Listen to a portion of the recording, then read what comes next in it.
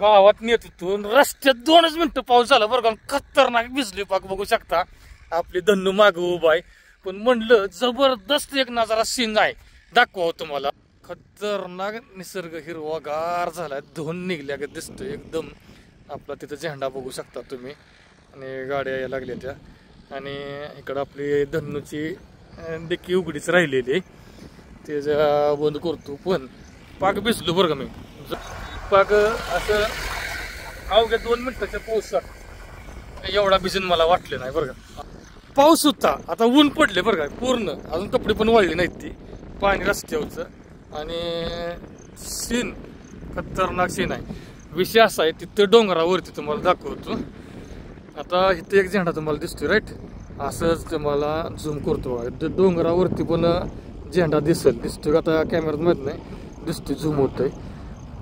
अशी माहिती आली की वर तिथं शंकराची पिंड आहे बरं का मी भरपूर दिवसाच्या मला वाटतं 5-6 वर्षात एकदा गेलो असेल पण अजून आहे तिथं आणि आता झेंडावर दिसतात म्हणजे कोण ना कोण जात असेल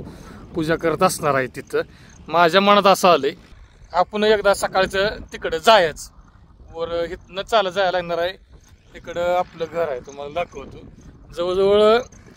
तिथं घर आहे तिथं असा रस्ता येतोय इकडं इथनं असा रस्ता आहे जवळजवळ 4-5 किलोमीटर अंतर आहे टोटल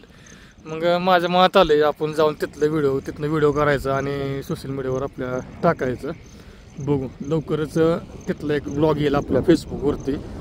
चालत पूर्ण जायचं बरं इथनं खालनंच असं रस्ता आहे वाटतं आता आणि लवकरच आपण तिकडं